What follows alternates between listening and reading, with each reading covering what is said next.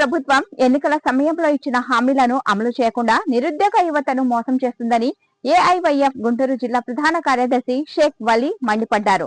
ఆదివారం గుంటూరు కొత్తపేటలోని మల్లయ్యలింగ భవన్ లో ఏర్పాటు చేసిన మీడియా సమావేశంలో వలీ మాట్లాడుతూ రాష్ట్రంలో, దేశంలో నిరుద్యోగ యువత ఎదుర్కొంటున్న సమస్యల పరిష్కారం కోరుతూ సెప్టెంబర్ 1న చలో ఢిల్లీ చేపడుతున్నట్లు తెలిపారు.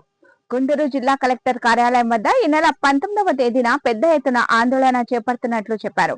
ఆయా కార్యక్రమాల్లో నిరుద్యోగ యువత పెద్ద ఎత్తున తరలి రావాలని పిలుపునిచ్చారు. అనంతరం ఏఐవైఎఫ్ నేత జంగాల చైతన్య మాట్లాడుతూ వాలంటీర్లను కూటమి నమ్మించి మోసం చేసిందని అన్నారు. రానున్న స్థానిక సంస్థల ఎన్నికల్లో వాలంటీర్ల సత్తా ఏంటో కూటమి ప్రభుత్వానికి చూపిస్తామని అన్నారు.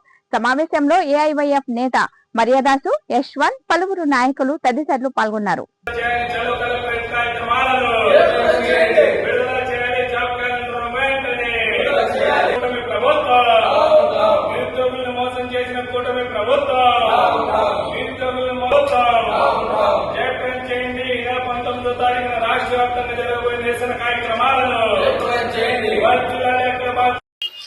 రాష్ట్రంలో కూటమి ప్రభుత్వం నిరుద్యోగుల్ని మోసం చేయడమే కాకుండా ఏదైతే విద్యార్థి సంఘ నాయకుల్ని, యువజన సంఘాల నాయకుల్ని భయభ్రాంతులకు గురి చేయాలని చూస్తా ఉన్నది.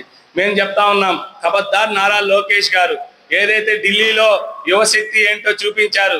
నరేంద్ర మోడీని 12 సంవత్సరాల కాలంలో నాకు తిరుగులేదన్న నరేంద్ర మోడీని మీడియా ముందుకు వచ్చి ధర్మేంద్ర ప్రధాన్ రాజీనామా చేస్తున్నాడని తలకి నరేంద్ర మోడీని మీరు చూసి నేర్చుకోండి. మేము చెప్తా ఉన్నాము, మొన్న చెప్తా ఉన్నారు, బీటెక్ రవి గారు చెప్తా ఉన్నారు, విద్యార్థులు ఎవరిని పర్మిషన్ తీసుకొని ప్రతిపక్షాల సభలకి మీరు పంపిస్తా ఉన్నారు, విద్యార్థి సంఘాలకి కార్యక్రమాలకని బీటెక్ రవి గారు అడుగుతా ఉన్నారు. మేము అడుగుతా ఉన్నాం, బీటెక్ రవి గారు, మీ నారా లోకేష్ గారు యువగలం పాదయాత్రలో ఏ తల్లిదండ్రులు పర్మిషన్ తీసుకుని విద్యార్థులతో ముఖాముఖి కార్యక్రమాలు పెట్టాడు? ఏ యువకుల తల్లిదండ్రులని పర్మిషన్లు తీసుకొని మీరు యువగలం పాదయాత్రలు నిర్వహించారు? బీటెక్ రవి గారు సమాధానం చెప్పండి. అధికారం ఉంది కదా అని విద్యా సంస్థల్ని, విద్యా సంఘాలని, యువజన సంఘాలని భయప్రాంతులకు గురి చేస్తామంటే మీ కూటమి ప్రభుత్వానికి కూసాలు కదిలేదట్టు చేస్తామని ఈ సందర్భంగా హెచ్చరిస్తా ఉన్నాము.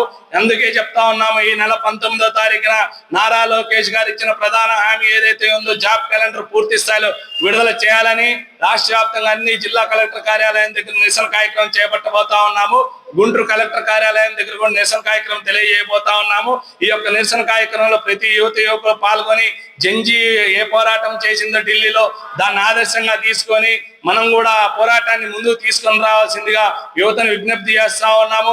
మరోవైపు పవన్ కళ్యాణ్ గారు చెప్తా ఉన్నారు, మొన్న ప్రతిపక్షాలను గోవింద నామస్మరణ పేరుతో హిందువుల మనోభావాలు దెబ్బతీశారని. నీవు చెప్పావు ప్రతిపక్షంలో ఉన్నప్పుడు గొంతు దించుకొని జుట్టు పైకని. ఏమి చెప్పావు? నా వాలంటీర్లకు 5,000 కాదు 10,000 రూపాయలు ఇస్తాను, సింహాచలం అప్పన్న స్వామి సాక్షిగా అని చెప్పావు. మరి ఆ సాక్షి ఏమైపోయింది? సింహాచలం అప్పన్న స్వామి మీద నువ్వు ఒట్టేసల్లా చెప్పావు 10,000 ఇస్తానని. మరి ఇప్పుడు ఎవరు మనోభావాలు దెబ్బతింటా ఉన్నాయి? పవన్ కళ్యాణ్ గారు అని అడుగుతా ఉన్నాము. కూటమి ప్రభుత్వం అధికారంలో రాకముందు యువతకి అనేక వాగ్దానాలు చేసింది. దానిలో మెయిన్ వాగ్దానం యువతకి ఉద్యోగం. గత ప్రభుత్వంలో 2,35,000 ఉద్యోగాలు ఖాళీగా ఉన్నాయి, ఒకటి కూడా భర్తీ చేయలేదు. మేము అధికారంలోకి రాగానే 2,35,000 ఉద్యోగాలు భర్తీ చేస్తామని సాక్షాత్తు మన సీఎం చంద్రబాబు నాయుడు గారి కొడుకు నారా లోకేష్ గారు యువకాలం పాదయాత్రలో చెప్పడం జరిగింది. పాదయాత్రలో చెప్పిన మాట అటకనెక్కించి వచ్చింది. రాష్ట్రంలో నిజంగా ఒకరికే వచ్చింది ఉద్యోగం. అది నారా చంద్రబాబు నాయుడు గారి కొడుకు నారా లోకేష్ గారికి ఉద్యోగం వచ్చిందని ఈ రాష్ట్రంలో ఉన్న అన్ని వర్గాల్లో ఉన్న యువత మొత్తం కూడా ఆ వైపున ఆలోచన చేస్తూ ఉన్నారు. మీరు ఇదే కనుక కొనసాగిస్తే, యువత కనుక కన్నెర చేస్తే మీ అధికార పీఠాలు కూసాలు కూడా ఢిల్లీలో ఎలా అయితే కూలినాయో ఈ ఆంధ్ర రాష్ట్రంలో కూడా అదే విధంగా జరిగిందని అఖిల భారత యువజన సమాఖ్యగా మేము డిమాండ్ చెప్తా ఉన్నాం.